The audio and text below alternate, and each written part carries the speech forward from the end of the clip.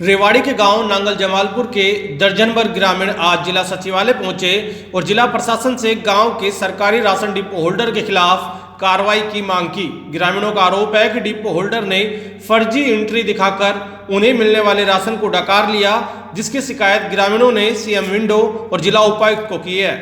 ग्रामीणों का कहना है कि नवंबर माह और पिछले 6 महीनों से सरकार द्वारा महीने में 2 बार राशन वितरण किया जा रहा है, जिसमें एक फ्री और एक सरकार के निर्धारित बहुत कम रेट पर राशन दिया जा रहा है, लेकिन उन्हें डिपो होल्डर ने फ्री मिलने वाले राशन को नहीं दिया।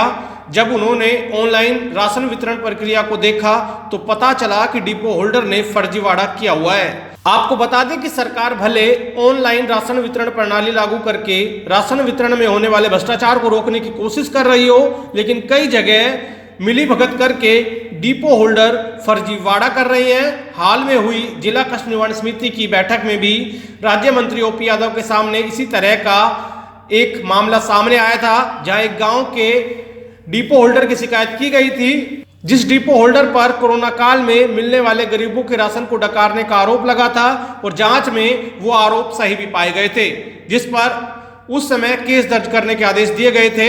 ऐसे में जरूरी है कि इस मामले में भी जांच की जाए और दोषी के खिलाफ सख्ती से कार्रवाई की जाए। साथ ही जो राशन वितरण प्रणाली है उसमें और सुधार लाया जाए ताकि कोई गरीबों का हक उनसे ना छीन पाए। राजेंद्र कुमार, गाँव नांगल जमालपुर। अब बताओ क्या है पूरा मामला? डिपो होल्डर के पास है, जब राशन बांटा, जब उन्होंने कहा कि आप एक कोटा क्यों दे रहे हैं, उन्होंने एक आया है, एक ही मिलेगा। जब ये कहा कि हम आगे भी देखेंगे नेट पर आके कितने राशन आया है, जब नेट पर देखा तो इन्होंने 2 राशन आए हुए थे, दोनों चढ़ा दी गई और सारा गमन कर गया। दिक्कत ये है पूरा कोटा गमन कर गया और गरीबों को राशन नहीं मिला और सारा अकेला खा गया। इससे पहले भी कभी ऐसा हुआ? पहले लॉकडाउन में पहले भी किया है इसने, किसी अधिकारी से शिकायत की? पर हमने जब तो गांव वाले ने, क्यों लेडीज जाती हैं ज़्यादा कर, हम मजदूर आदमी हैं, हम मजदूरी करने चले जाते हैं, तो मजदूर क्यों लेडीज जाते हैं तो उनको तो पता नहीं लगता। कोई समझदार अब के गया जब उसने ये कहा। हम सोमवीर है और लीलाराम जी जो ये कोटा धारक है, वो हमारा गांव का कोटा बांटता है नांगल जमालपुर का, और हमारे गांव के जितने भी कोटा धारक हैं उनको एक राशन जो फ्री वाला था वो नहीं दिया अब की बार।